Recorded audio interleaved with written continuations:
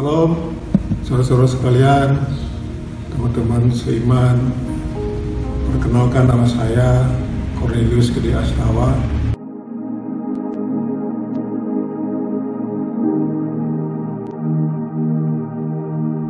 Baiklah, saya akan menyaksikan kasih Tuhan, bagaimana Roh Kudus mengajarkan saya sehingga saya, Tuhan izinkan, mampu untuk melakukan segala sesuatu sesuai dengan arahan Tuhan. Sebelumnya menyaksikan kasih Tuhan, saya akan kilas balik sebentar bahwa saya dulu sebelum mengenal Tuhan Yesus Kristus, saya memang sudah membaca Alkitab. Tapi dalam pembacaan saya Alkitab itu mungkin kurang lebih 6 bulan lamanya saya tidak mendapatkan apa-apa. Nah, seiring sejalan 7 bulan berikutnya saya menerima Tuhan Yesus Kristus sebagai Tuhan dan Juru Selamat. Saya mulai belajar, mulai aktif, mulai menyisihkan waktu untuk membaca Alkitab. Ternyata dalam jangka waktu itu saya membaca Alkitab, saya juga tidak mengerti apa-apa. Karena dalam Alkitab itu banyak perumpamaan-perumpamaan yang tidak saya mengerti. Dan saya membaca Alkitab itu memakai logika saya. Karena logika manusia, logika saya itu terbatas. Sedangkan yang saya tahu, Allah itu adalah roh. Akhirnya saya menyadari hal itu, saya mulai berdoa, meminta Roh Kudus mengajarkan saya supaya saya mengerti apa yang saya baca. Memang memerlukan waktu, memerlukan kesabaran. Kita sebagai pengikut Yesus tidak semudah apa yang saya pikirkan. Ternyata mengikut Yesus itu harus mulai segala beraktivitas, segala macam itu harus mengaktifkan Roh Kudus kita supaya Roh Kudus mengajar kita untuk apa yang kita lakukan berhasil. Nah, setelah saya menerima Tuhan Yesus, saya mulai berkomsel dan saya bilang kepada PKS saya, Pak, nanti kalau saya komsel, tolong jangan saya ditanya apa-apa. Saya akan datang, duduk, mendengarkan, dan pulang. Itu saya lakukan selama kurang lebih 4 bulan. Kenapa? Karena saya belum mengerti Yesus itu siapa, Roh Kudus itu siapa. Dalam perjalanan waktu, sering saya mendengarkan firman daripada pengkhotbah, daripada para pendeta. Akhirnya saya mengerti Roh Kudus itulah roh penolong buat hidup saya. Penolong itu berarti memberikan nasihat, memberikan penguatan, memberikan penghiburan, dan sebagai sahabat saya. Nah, dari situ saya mulai segala sesuatu yang saya lakukan, saya terus meminta kepada Roh Kudus untuk menyertai saya. Puji Tuhan, saya semenjak itu setiap mau membaca firman Tuhan, saya berdoa dulu supaya Roh Kudus, roh yang ada dalam hidup saya itu mampu mengerti tentang Alkitab. Puji Tuhan, saya baca walaupun saya tidak rutinitas, tapi setiap saya membaca firman Tuhan, Tuhan berikan pengertian saya.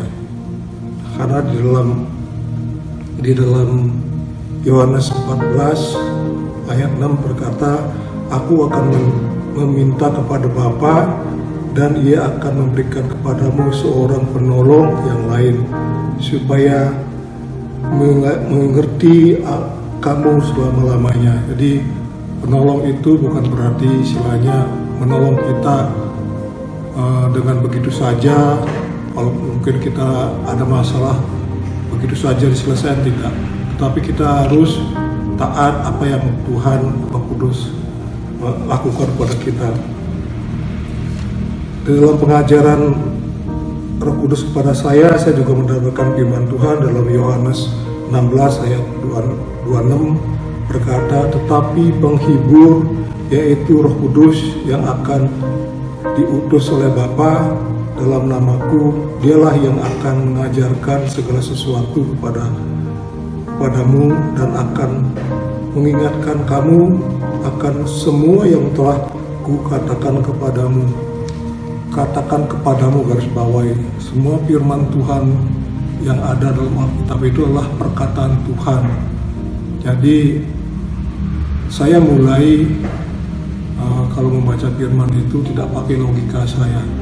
Kalau saya memakai logika saya, pasti nanti hasilnya akan menyesatkan, karena manusia itu terbatas. Karena Allah itu adalah roh, makanya kita menyertakan Roh Kudus. Saya punya pengalaman dalam kehidupan saya waktu saya setelah dibaptis, mungkin beberapa tahun yang lalu. Saya diperintahkan oleh pimpinan saya untuk dinas ke suatu tempat, dan pimpinan saya ngomong, "Bapak, hari ini harus selesai karena besok harus dibawa ke Semarang, harus selesai." Nah, saya sebagai anak buah, sebagai staf, saya harus melakukan perintah itu. Saya melakukan pekerjaan itu. Saya berangkat dari rumah langsung ke daerah Bumiayu dengan kecepatan tinggi. Saya pakai motor. Nah, di dalam perjalanan saya dikagetkan dengan sebatang balok yang ada di tengah jalan. Puji Tuhan, saya terhindar. Saya bisa menghindari balok itu. Akhirnya saya terus berjalan. Dalam 1 kilometer pertama, di dalam hati saya itu ada suatu suara, "Kenapa kamu tidak putar balik dan singkirkan balok itu?" Tuhan, saya besok hari ini harus selesai pekerjaan ini. Saya harus terus berjalan. Terus saya berjalan 2 kilo, 3 kilo sampai ke 7 kilometer. Saya berhenti, saya merenung. Wah, ini suara Roh Kudus, saya harus taat. Baik Roh Kudus, aku mau balik, aku mau singkirkan itu balok. Saya balik kembali dengan kecepatan tinggi, saya mengejar waktu. Akhirnya sampai tempat saya tadi, saya menemukan balok itu masih di tengah jalan.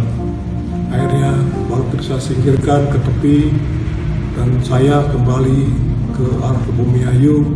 Berarti saya sudah kehilangan 14 km beberapa menit itu. Nah, sedangkan hari itu hari pendek. Akhirnya saya balik lagi ke Bumiayu dengan kecepatan tinggi. Puji Tuhan, saya sampai di Bumiayu. Pejabat-pejabat yang harus saya temui semuanya ada di tempat. Semuanya Tuhan lancarkan. Yang awalnya mungkin saya prediksi pekerjaan yang dibebankan kepada saya itu sampai sore, mungkin bahkan malam, karena ada sengketa tanah. Nah, di dalam saya melakukan tugas itu semuanya lancar. Bahkan kedua orang yang bersengketa dengan begitu cepat bisa dikumpulkan.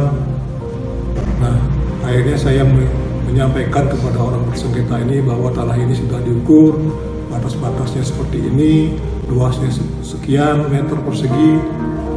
Puji Tuhan, mereka tidak berantem, mereka saling bersalaman. Akhirnya dengan cepat saya membuat berita acara, ditandatangani oleh semuanya dan saksi-saksi.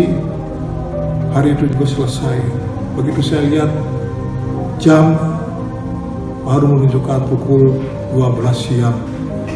Luar biasa, Roh Kudus memimpin saya. Mungkin kalau saya tidak taat, mungkin sampai sore mungkin. Ternyata ketaatan itu Tuhan melakukan segala sesuatu supaya apa yang kita lakukan itu selesai. Ternyata semuanya Tuhan izinkan. Semua pejabat-pejabat yang saya temuin itu ada di tempat, dan segala sesuatu yang saya butuhkan Tuhan izinkan terjadi. Nah, di situ saya tidak memikirkan apa-apa. Saya pulang dengan penuh sukacita.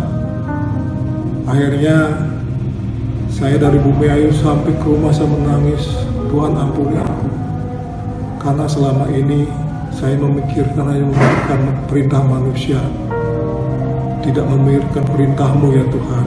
Mulai ini aku mau belajar terus benar-benar memersatukan perintah-Mu ya Bapa.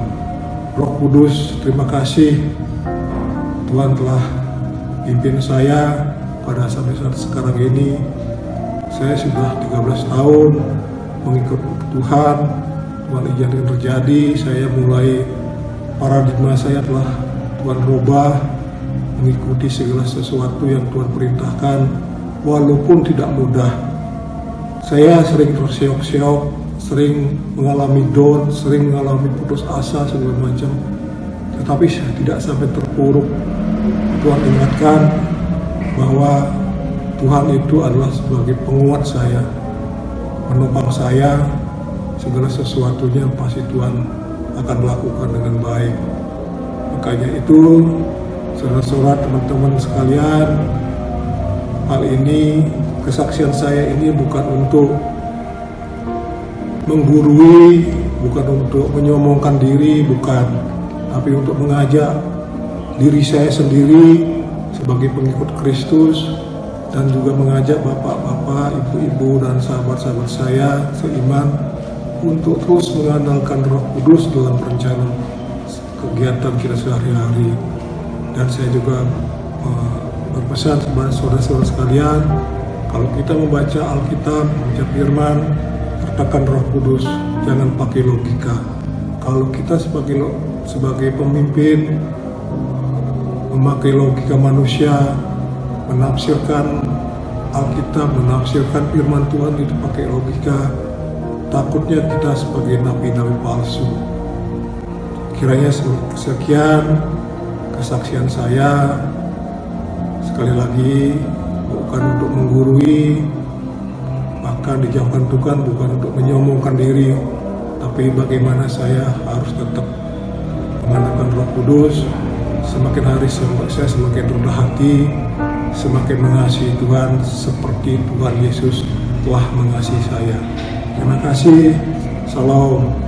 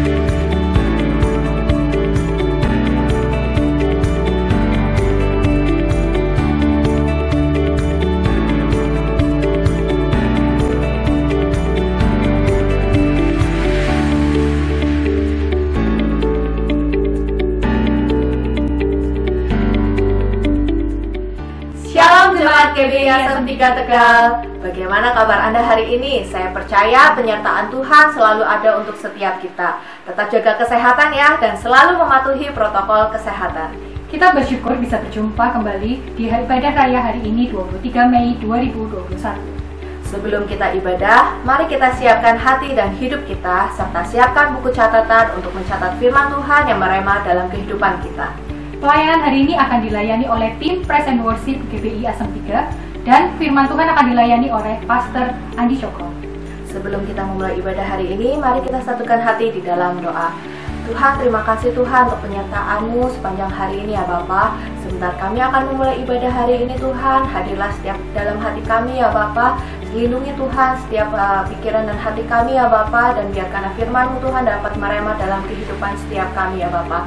Hanya di dalam nama Tuhan Yesus kami berdoa dan mengucap syukur. Haleluya, amin. Selamat beribadah. Haleluya. Mari kekasih Tuhan, siapkan dirimu untuk terima pengurapan Tuhan turun atas kita. Haleluya. Roh Kudus tercurah di tempat ini, urapannya yang ajaib memulihkan umatnya. Roh Kudus tercurah bagi gerejanya, membangkitkan umat pilihannya. Hari inilah harinya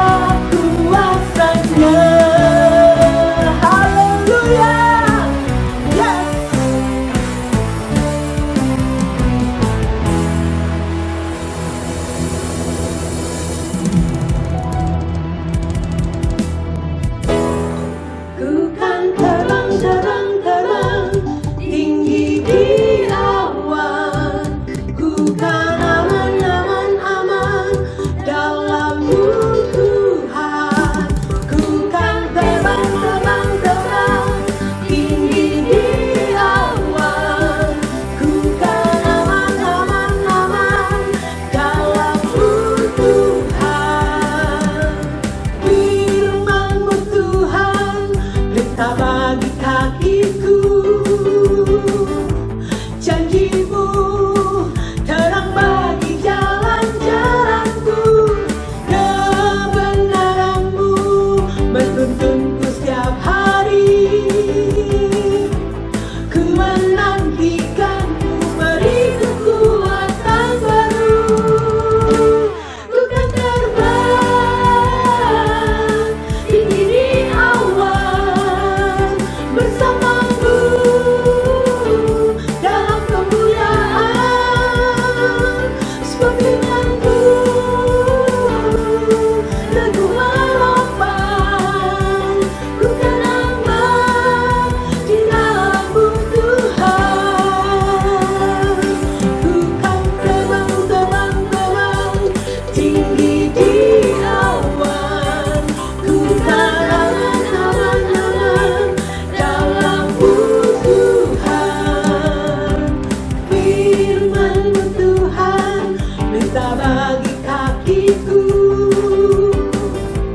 janjimu, terang bagi jalan-jalanku. Kebenaran-Mu menuntunku setiap hari. Ku menantikanmu, beri kekuatan baru. Ya, ku kan terbang tinggi di awan bersamamu dalam kemuliaan. Sebab firman-Mu teguh menopang. Ku kan aman di dalam-Mu Tuhan.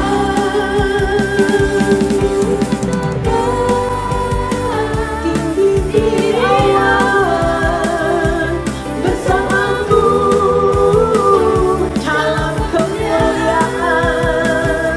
Sebab firman-Mu teguh menopang. Ku kan aman di dalam-Mu Tuhan. Jalanku di atas jalan-jalanmu, rancangan-Mu melebihi rancanganku. Firman-Mu sungguh telah membebaskanku, berjalan lebih tinggi, berjalan bersama-Mu.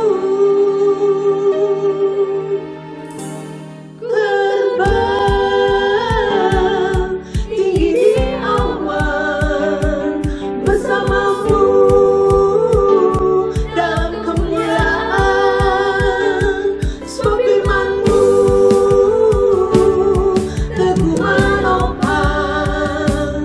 Ku kan aman di dalam-Mu Tuhan. Ya, ku kan terbang tinggi di awan bersama-Mu dalam kemuliaan. Yes, amin. Sebab firman-Mu teguh menopang. Ku kan aman di dalam-Mu Tuhan. Ku kan aman di dalam-Mu Tuhan. Ku kan aman di dalam-Mu Tuhan. Ku kan terang tinggi di awan. Ku kan aman dalam-Mu Tuhan. Sorak-sorai Dia, haleluya. Yes. Terima kasih Tuhan Yesus. Mari setiap hati yang rindu pengurapan Tuhan turun atas kita. Angkat tanganmu. Hadirat-Mu memenuhiku. Hadirat kudus-Mu penuhi bait-Mu, dan ku tersungkur menyembah-Mu. Yang ku nampak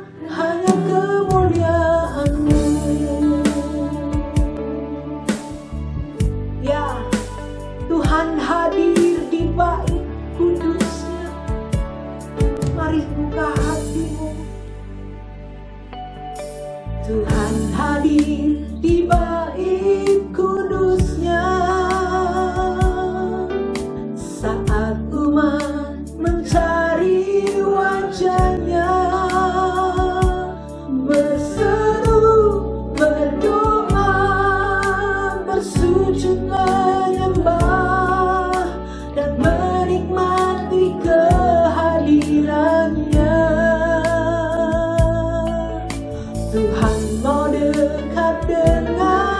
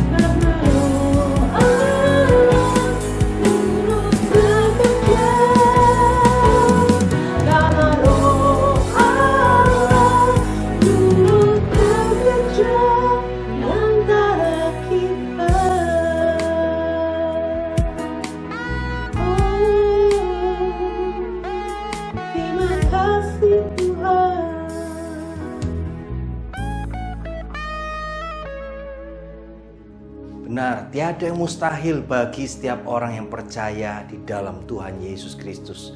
Apalagi dengan Roh Kudus yang telah dicurahkan bagi setiap orang percaya.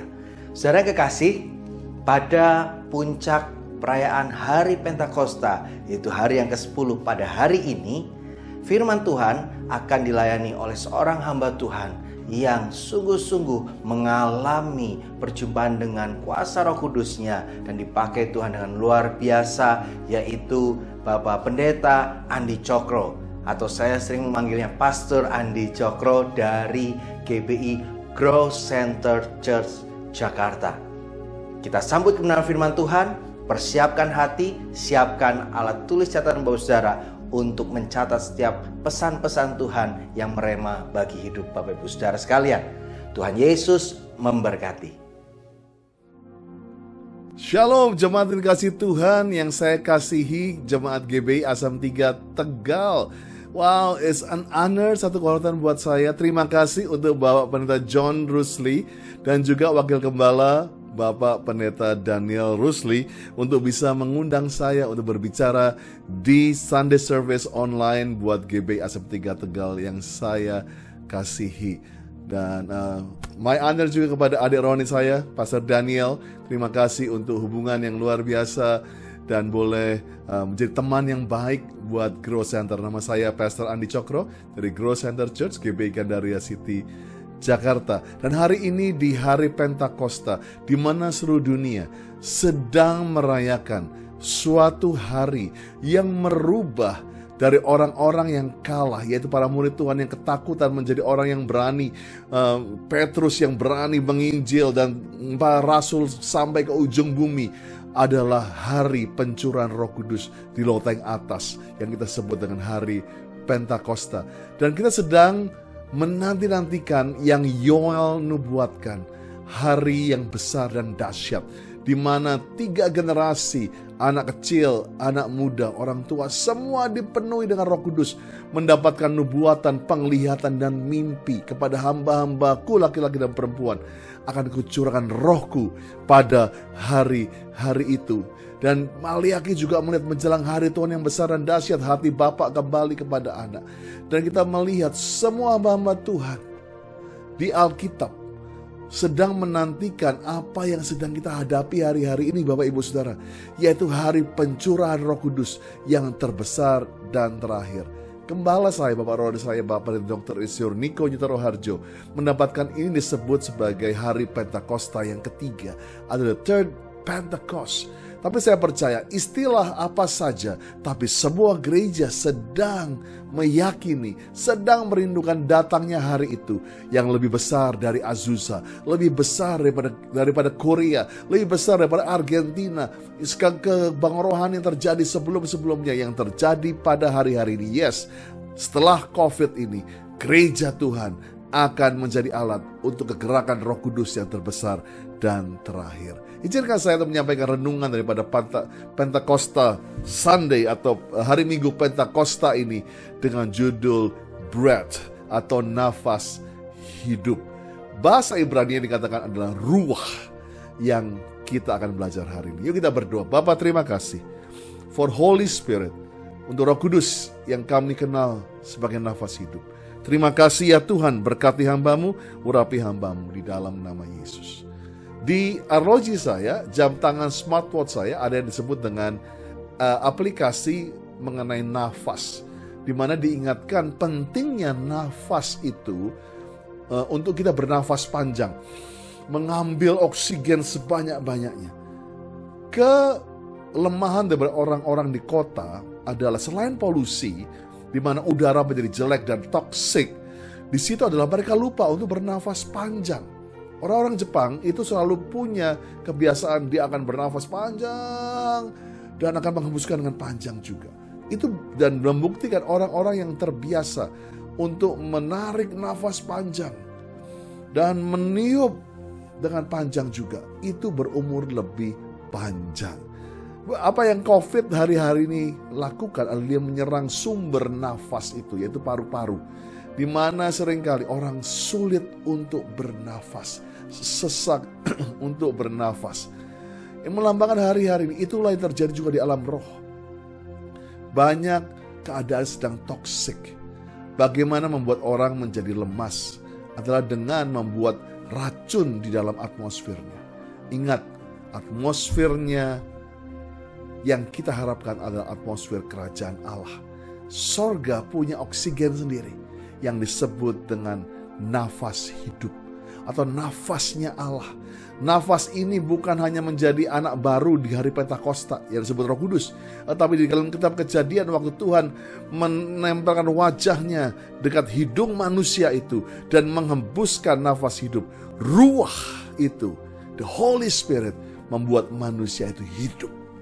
Dan saya percaya bahwa inilah yang disebut roh yang melayang-layang, das nafas hidup. Itulah ruah, dan dialah Allah Tritunggal yang bersama dengan Allah Bapa dan Allah Putra, yaitu Tuhan Yesus Kristus. Dan atmosfer itu penting. Kita harus menjaga atmosfer atau ruang bernafas dalam kehidupan kita. Saudara bisa bayangkan waktu Ayub mengalami duka cita, waktu anak-anaknya harus meninggal di depan matanya, bisnisnya hancur. Saya percaya atmosfer daripada keadaan rumah tangga Ayub pada waktu itu adalah toksik, penuh dengan rasanya kemarahan, kekesalan, kepahitan. Tetapi saya mengucap syukur waktu Ayub 33 ayat 4 berkata, Roh Allah telah membuat aku, dan nafas yang maha kuasa membuat aku hidup. Bapak Ibu Saudara sekalian, kita boleh dikelilingi kematian, kita boleh dikelilingi keadaan yang rasanya jalan buntu, mati, tidak ada jalan keluar, semua rasanya divonis mati, habis, bangkrut. Tetapi ingat, semua di luar boleh begitu hancur, tapi kekuatan kita dari dalam. Namun aku hidup. Inilah yang saya percaya membuat Ayub bisa melampaui 2 tahun pandemi hidupnya, di mana dia hancur, sakit, kehilangan anak, dan diberkati 7 kali lipat adalah waktu dia menjaga nafas hidup.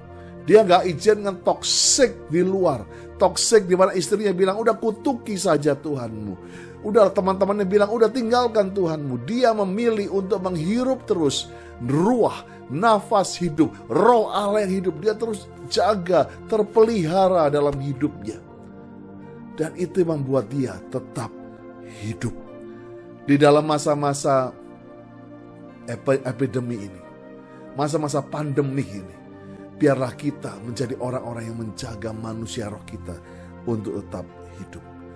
Dan saya percaya nafaslah yang membawa kehidupan. Kalau nafas sudah gak ada, maka seseorang itu dibilang mati. Sebab itu bagaimana untuk menjaga kehidupan rohani kita tetap hidup adalah tetap menjaga nafas hidup, ruah itu, Roh Kudus itu tetap berhirup pada kita.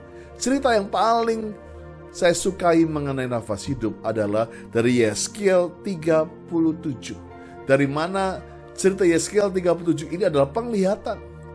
Mungkin di penglihatan Yeskiel ini dilihat tahun 2021, di mana banyak manusia.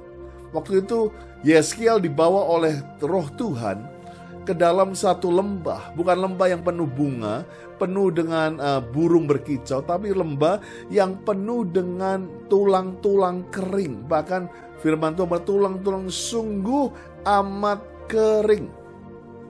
Nah, kalau orang Israel bilang tulang kering, ya betul itu bicara mengenai kematian. Tapi mereka bilang seperti ini, keadaan yang begitu buruk sehingga tidak bisa disembuhkan. Kalau orang Indonesia bilang nasi menjadi bubur gitu ya. Udah kasep, udah terlambat, udah too late gitu loh. Udahlah, udah rusak. Dan saya percaya disinilah kita akan melihat cerita atau nubuatan daripada Yeskiel, penglihatan dari kematian bisa menjadi kehidupan, menjadi satu hal yang luar biasa. Dan saya percaya lewat firman ini, Tuhan akan rubah lewat Pantekostas minggu ini. Banyak keadaan tulang-tulang keringmu, keadaan nasi menjadi bubur, keadaan yang sudah jalan buntu akan menjadi jalan yang terbuka, menjadi revival, kesembuhan, kebangkitan, akan menjadi sorak-sorai yang luar biasa. Semua berikan tepuk tangan buat Tuhan Yesus, semua katakan haleluya. I am excited. Luar biasa, luar biasa. Dan saya percaya waktu Yeskiel begitu takjub, kaget melihat banyak tulang kering itu, dia sempat tanya, Tuhan, siapa ini? Nah, kita buka dulu jawaban Tuhan mengenai siapa tulang-tulang kering ini. Yeskiel mungkin pikir tulang-tulang kering ini adalah orang-orang yang gak kenal Tuhan, yang gak punya roh Tuhan, orang-orang yang mungkin gak pernah tahu mengenai penciptanya, orang-orang yang didugem, orang-orang yang terkena drugs, orang yang kena free sex mungkin. Tetapi dia kaget waktu di Yeskiel 37 ayat 11. Di situ Tuhan menjawab, firman-Nya kepadaku, hai anak manusia, tulang-tulang ini adalah seluruh kaum Israel. Sungguh mereka sendiri mengatakan, tulang kami kering, pengharapan kami lenyap, kami sudah hilang. Wow. Jadi yang membuat lebih kaget Yeskiel waktu yang berkata, Tuhan bilang tulang-tulang kering ini adalah umatku yang ke gereja, yang nonton online, yang tahu haleluya 12 kali, yang tahu berdoa. Mereka menjadi tulang-tulang kering. Saya begitu menangis mengenai hari-hari ini. Ada banyak orang-orang yang menjadi tanda tanya besar dan kehilangan kasih, damai sejahtera, dan rasa cinta akan Tuhan. Karena memang namanya pandemi hari-hari ini sedang menguji keaslian daripada kita. Apa kita cuman orang Kristen KW, atau kita benar-benar Kristen, follower of Jesus, pengikut Yesus, atau cuman fans atau penggemar. Penggemar cuman senang kalau tim olahraganya atau bintang filmnya lagi terkenal. Kalau sudah kalah ditinggalin. Tapi pengikut atau followers adalah mau jelek, mau bagus, tetap setia. Hari-hari ini Tuhan mencari pengikut, followers yang setia. Bukan hanya fans, bukan hanya penggemar. Sebab itu hari ini Tuhan sedang banyak keadaan diizinkan Tuhan. Karena Tuhan bilang ini yang tulang-tulang kering adalah umat Israel yang sudah sering lihat mujizat. Berapa banyak mujizat yang Bapak Ibu pernah lihat. Tapi mujizat saja tidak membuat orang cukup untuk tetap hidup, bisa menjadi tulang-tulang kering juga. Dikatakan mereka berkata, tulang kami sudah menjadi kering. Ingat, hati yang gembira adalah obat. Tapi semangat yang patah mengeringkan tulang. Banyak orang hari-hari ini jadi tulang kering, yaitu apa? Gak ada semangat lagi ikut Tuhan. Dulu rasanya, wow, kalau dengar puji-pujian, sekarang gak ada lagi. Jadi tulang kering. Dikatakan pengharapan kami sudah lenyap. Bisnis kami udah bangkrut, pastor. Kami udah gak punya lagi simpanan. Hilang pengharapan kami. Kami sudah hilang, nyasar. Kami gak tahu besok mau makan apa. Kami gak bisa lihat apa-apa. Hari ini good news kalau saudara ngalamin seperti tulang-tulang kering ini. Engkau ngalamin gak ada semangat, pengharapanmu hilang. Kamu hilang rasanya di dalam dunia yang gelap ini. Minta nafas hidup itu untuk berhembus kepadamu. Semua tahu ceritanya bagaimana Yeskiel melihat proses dari orang-orang tulang-tulang kering menjadi orang-orang pasukan yang menjejakkan kakinya, penuh dengan kehidupan. Bagaimana ada 4 langkah untuk engkau memperoleh nafas hidup. Yang pertama, ayat yang pertama dikatakan kekuasaan Tuhan meliputi aku. Yang pertama, kalau kita ingin nafas hidup itu, alami kuasa Tuhan. Atau terus percaya kuasa Tuhan itu masih ada, tetap sama dulu, sekarang, sampai selama-lamanya. Pandemi ini memang dibuat iblis, membuat kita menjadi meragukan kuasa Tuhan. Banyak kita akhirnya lebih takut sama COVID daripada takut dan lebih percaya sama kuasa Tuhan. Bagaimana kita menurunkan derajat Tuhan sama, bahkan kurang. Banyak orang meninggalkan Tuhan dan kepercayaannya karena ketakutan ekonomi, ketakutan penyakit. Seperti apa yang dilakukan oleh iblis sejak hari pertama manusia itu diciptakan. Benar gak dia Tuhan? Benar gak dia ngomong begini? Inilah dalam keadaan hari-hari ini. Orang mulai dibuat iblis ragu sama kuasa Tuhan. Saya mau punya satu kesaksian yang saya sudah ceritakan di mana-mana. Saya punya satu anak rohani. Saya ketemu 2007. Dia waktu ketemu dengan saya pertama, saya kaget karena dia adalah seorang wanita yang mengaborsi 15 kali dalam 3 tahun. Kenapa dia lakukan? Karena dia jadi tulang kering. Dia pahit dengan papanya. Dia kepahitan dan dia balas dendam dengan mengaborsi. Setiap kali dia aborsi, dia tunjukkan surat aborsi kepada papanya. Pa nomor 1, 2, 3, 4, 5 sampai 15 kali. Waktu saya ketemu dengan dia, matanya kering, tidak ada pengharapan. Rasanya dia udah ngomong mengenai mati itu begitu lumrah dalam hidupnya. Penuh dengan roh maut. Tapi apa yang terjadi? Kuasa Tuhan membuktikan. Saya nggak bisa khotbah apa-apa. Karena ternyata anak ini adalah singer di gereja. Orang Israel tanda kutip rohani juga. Tapi bisa jadi tulang kering. Kamu bisa di gereja setiap hari. Tapi kamu bisa jadi tulang kering Bapak Ibu. Seperti penting untuk cek apakah masih ada nafas hidup atau roh Tuhan di sini atau enggak. Dan wanita ini, anak wanita saya masih ingat. Kita coba ajak nyembah. Ingat, penyembahan adalah password di mana roh Tuhan akan turun ke atas kita. Adalah satu alat jalan highway. Waktu kita mulai menyembah, roh Allah itu turun dari sorga dan memenuhi kita. Dan saya percaya inilah yang saya coba ajak dia nyembah. Bapakku yang baik, sangat ku cinta. Waktu kita menyanyikan lagu itu, anak ini tiba-tiba menjerit. Dia merasakan dipeluk oleh sebuah tangan yang begitu lembut. Dan dia dilepaskan Tuhan. Dan apa yang terjadi kalau Tuhan merubah? Dia gak setengah-setengah. Kuasa Tuhan merubah tulang kering ini. Orang yang mengaborsi 15 kali, Tuhan rubah. Itu terjadi 13 tahun yang lalu. Sekarang anak ini tinggal di Amerika. Dan dia menjadi pemimpin pendoa syafaat. Hampir 30.000 pendoa syafaat yang dia pimpin. Dia berkeluarga, punya anak bahagia, dan diberkati Tuhan. Dan saya percaya itulah kuasa Tuhan yang masih sama. Baik di Jakarta, di Tegal, di Argentina, di Amerika, di Azusa, di mana-mana. Tuhan tidak pernah berubah. Kuasanya tetap sama. Amin. Sehingga saya percaya kalau Tuhan yang sama, dia bisa membuat Zoe terkenal sebagai peta revival di mana air berubah jadi anggur, di mana waktu Azusa Street orang-orang penuh Roh Kudus, orang-orang sembuh di jalan-jalan, orang yang terbang di atas Nigeria tiba-tiba sembuh dari kanker. Karena apa? Atmosfer Nigeria penuh dengan ruah, nafas hidup.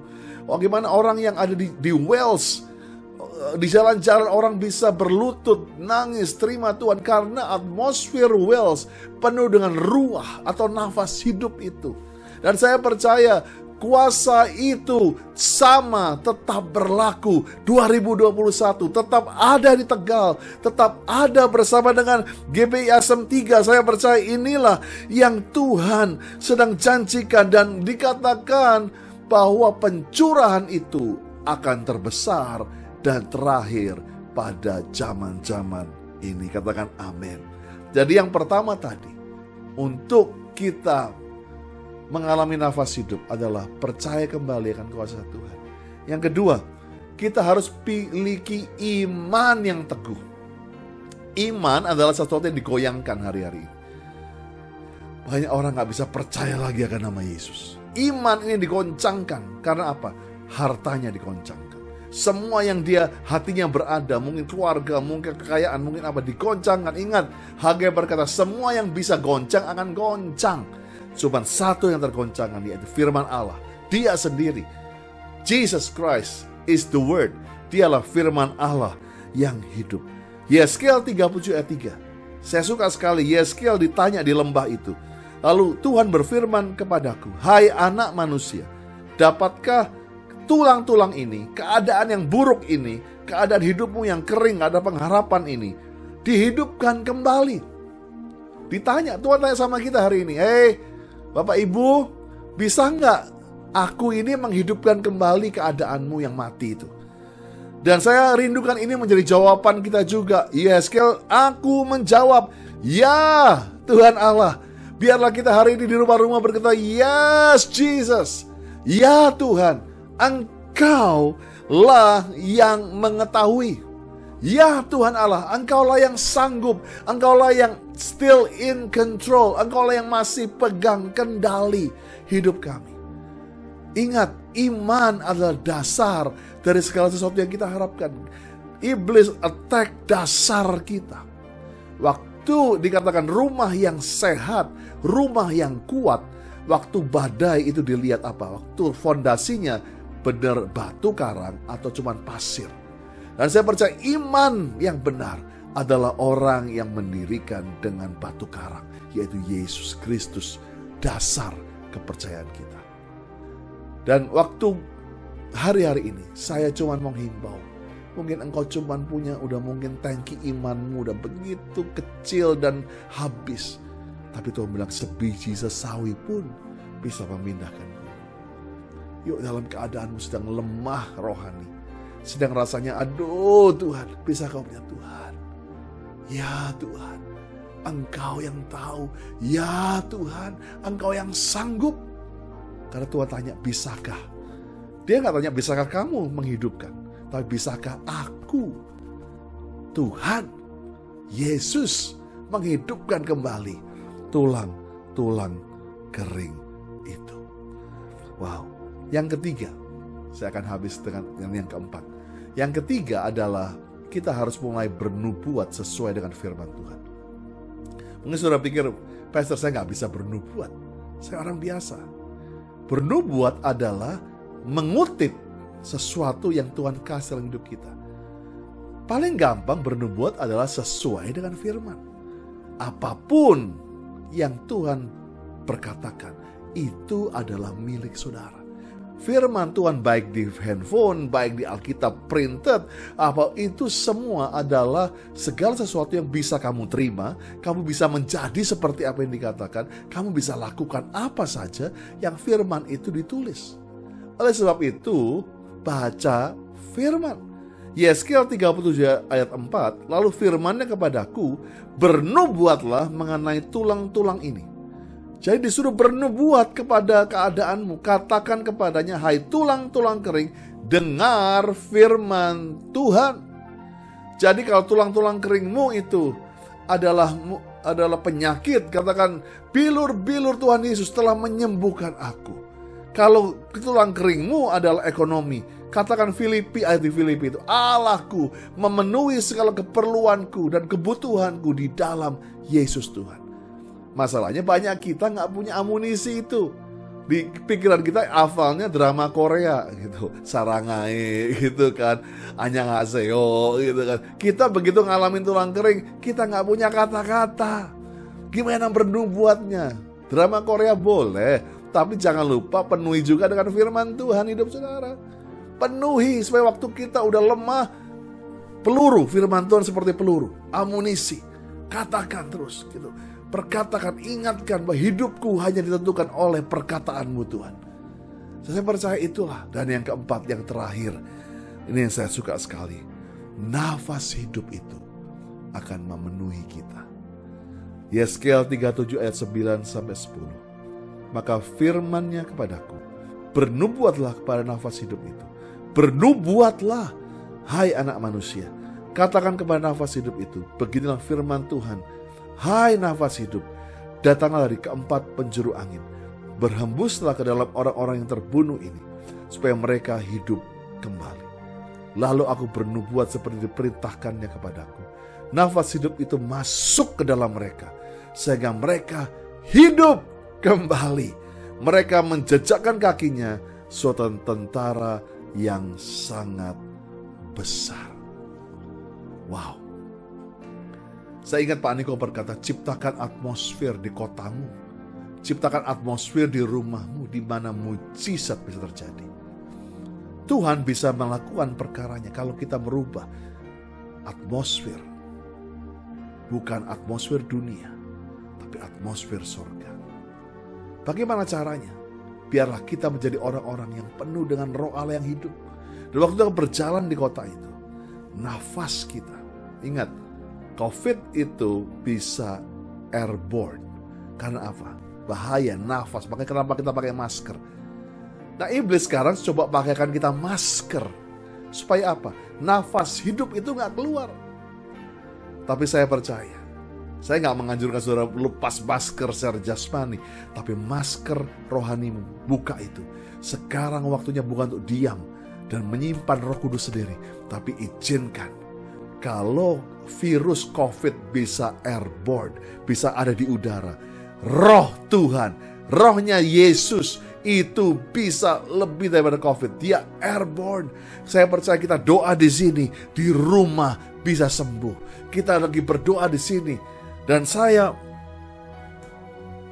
dalam hidup saya untuk mengembalakan, dan hidup saya untuk melayani generasi muda ini, saya melihat bukan hanya tadi wanita 21 tahun yang Tuhan rubah. Saya melihat banyak jiwa-jiwa yang datang. Saya pernah ada seorang anak muda datang, gak berani lihat saya, rambutnya diturunkan semua, dan saya lihat tangannya penuh dengan sayatan silet, penuh. Dia disebut sketchers atau orang yang menyakiti dirinya sendiri. Dan saya waktu itu dan ibunya bilang, dia berpuluh-puluh tahun anak muda ini terikat roh jahat oleh itu, karena penolakan, karena sesuatu dalam hidupnya. Tiba-tiba saya cuma bilang begini, Roh Tuhan itu ada padamu. Saya cuma bilang sama dia, Roh Tuhan ada padamu. Dan anak ini mulai gemetar. Saya ingat dia mulai gemetar dan air mata mulai keluar. Mamanya bilang dia gak pernah bisa nangis sebelumnya. Dia nangis dan dia cuma teriak, Abba, Abba, Bapa, Bapa, Bapa. Selama sejam dia cuma bisa ngomong Bapa, Bapa, Bapa. Begitu keras. Dan apa yang terjadi? Tiba-tiba dia mulai angkat wajahnya. Saya baru bisa mengenali wajahnya, itu begitu cantik sebetulnya. Dan dia mulai, air mata mulai memenuhi daripada mukanya. Dan dia angkat tangannya. Dan dia mulai berteriak, Abba, Bapa, Bapa. Dan sejak saat itu, anak ini dibebaskan Tuhan. Dia menjadi pelayan Tuhan yang dahsyat sampai hari ini. Roh Tuhan sanggup merubahkan. Roh Tuhan sanggup merubahkan. Saya gak pernah lupa waktu di Medan. Saya ada di ruang pembicara. Saya dengar lagu yang pertama adalah lagu Bapakku yang baik. Dan saya ingat ribuan orang mulai nyanyi lagu itu. 1 jam lagunya masih Bapakku yang baik. Saya bilang ini gak kreatif banget sih WL-nya. Tapi waktu saya buka keluar, saya kaget. Pemain musik udah berlutut semua. Jemaat dilawat Tuhan, WL dilawat Tuhan, dan semua nyanyi gak bisa berhenti. Karena hari itu Roh Bapa turun dan memulihkan mereka. Saya gak bisa khotbah hari itu karena mereka keep singing that song. Terus nyanyi lagu itu. Anak muda bisa nyanyi satu lagu berjam-jam bukan karena mereka mau, tapi Roh Tuhan penuhi mereka. Dan saya percaya inilah yang membuat kita gereja jangan cuma bilang oh jadul, zaman now, apa ini. Itu hanya selera. Tapi Roh Kudus lewat segala generasi. Roh Kudus lewat segala zaman. Nah, saya percaya keberadaan Bapak Ibu Saudara sebagai gereja di Tegal adalah akan membuat satu atmosfer changer. Saya dapatkan kata itu. Gereja Bapak Ibu Saudara akan menjadi perubah atmosfer. Ingat, Goliat coba rubah atmosfer dengan intimidasi. Selama berpuluh-puluh hari Goliat merubah intimidasi. Dan orang-orang Israel prajurit ketakutan sampai Daud bilang, ngapain kamu? Jangan ribut, ini ngeri. Intimidasi atmosfer itu. Tapi ingat, Daud maju tanpa mendengarkan. Dia penuh dengan nafas hidup itu. Dan Tuhanlah yang bersama dengan dia mengalahkan Goliat. Yuk kita berdoa saat ini. Saya ingin berdoa di hari Minggu Pantekosta ini. Biar nafas hidup itu mulai berhembus. Untuk mata saudara, tapi buka hatimu sungguh-sungguh. Satu hal yang menghalangi Roh Kudus untuk masuk dalam hidupmu yang pertama adalah roh yatim. Kau bilang gak mungkin, karena kau merasa gak punya bapak. Kamu kecewa dengan bapakmu yang di dunia dan di sorga. Banyak orang roh yatim, sehingga waktu orang diberikan yang baik, engkau bilang enggak, ini ular, ini kalajengking. Ingat, Tuhan gak akan kasih kamu ular atau kalajengking bagi anak yang minta roti. Punyailah hati Bapa ini. Fatherless adalah satu halangan untuk kamu gak bisa terima Roh Kudus. Yang kedua adalah bitterness dan dosa. Kepahitan dan dosa itu membuat Roh Kudus gak bisa masuk. Di mana roh jahat akan kembali dengan 7 roh yang lebih jahat lagi kalau engkau gak ada roh di dalamnya.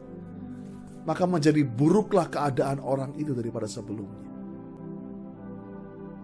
Dan saya percaya inilah hari ini. Terimalah kasih Bapa itu.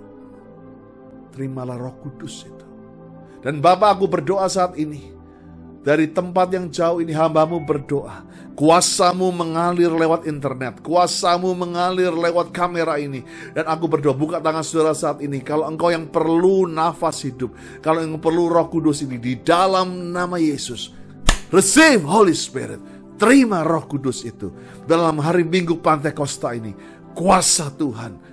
Iman yang teguh. Nubuatan firman Tuhan itu. Akan membuat nafas hidup itu mengalir.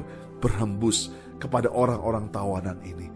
Roh Tuhan ada padaku untuk membebaskan tawanan, memberitakan kabar baik, dan beritakan ini adalah tahun Yobel, tahun pembebasan kepada orang yang tertawan.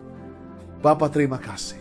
Lewat COVID ini, kami akan jadi orang-orang yang makin cinta akan Tuhan, penuh dengan Roh Kudus.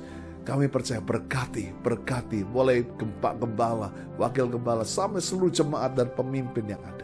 Terima kasih Tuhan. Kami terima firman-Mu. Kami terima kuasa-Mu.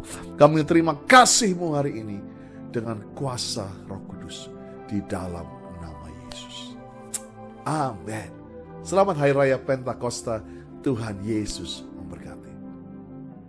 Saya mengucapkan terima kasih kepada Bapak Pendeta Andi Cokro yang telah menyampaikan kebenaran firman Tuhan yang sangat memberkati kami. Tuhan Yesus memberkati Bapa. Saya percaya firman Tuhan pada hari ini dapat memberkati kita semua. Bagi Bapak Ibu Saudara yang akan memberikan persembahan dan perpuluhan, dapat mengirimkan melalui rekening berikut ini.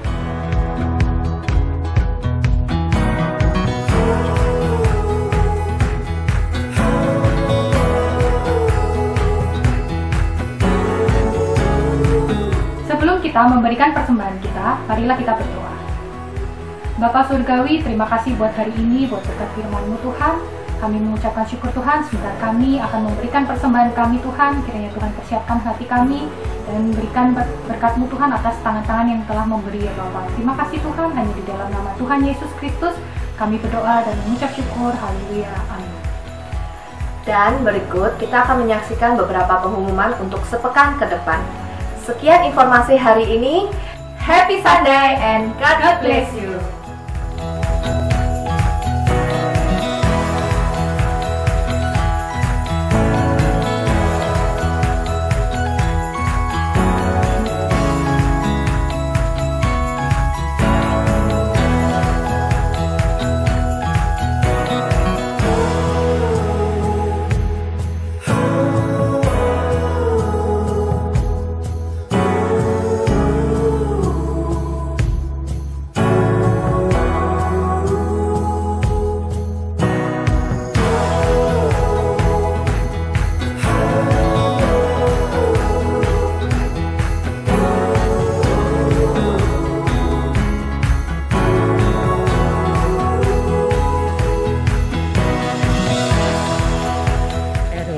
Nih interview. Kak, boleh minta waktunya sebentar nggak? Permisi Kak, boleh kenalin namanya siapa? Nama saya Osea. Nama saya Jasanya Jaman aja. Kalau boleh tahu, menurut Kakak ketulusan itu apa sih? Ketulusan itu memberi tanpa pamrih, tapi kita nggak mengharapkan imbalan apapun. Kalau manfaat ketulusan itu apa? Ya banyak, kita menerima apa adanya di hati kita gitu loh. Ya gitu ya. Kalau boleh tahu, sharing dong tentang pengalaman ketulusan kakak di kehidupan sehari-hari gitu. Dulu sih waktu SD, waktu kelas 3-an kayaknya, aku sering bantu teman aku kayak ngasih uang kayak gitu tuh. Aku kasihan kan sama dia, jadi aku bayarin dia buat beli jajan yang sama.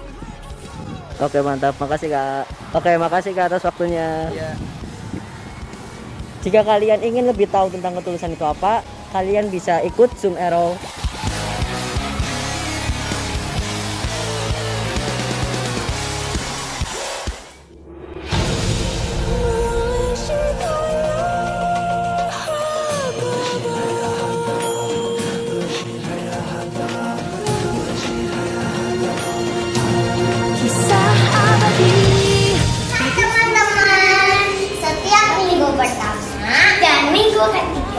Ada Zoom Api jam 10 pagi. Kita bisa ketemu teman-teman loh. Ada game seru dan kita bisa memuji Tuhan sama-sama. Yuk ikut. Jangan lupa ya, setiap minggu pertama dan minggu ketiga ada Zoom Api jam 10 pagi. Bye bye. Tuhan Yesus memberkati.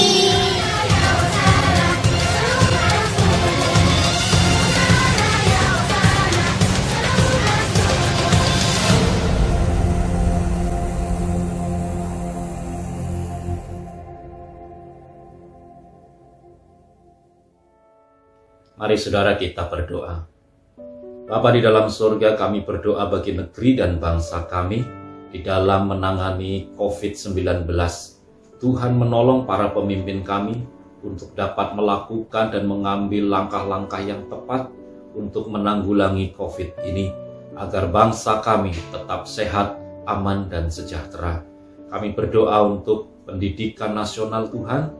Tuhan kiranya memajukan pendidikan nasional bangsa kami di tengah situasi pandemi ini Tuhan.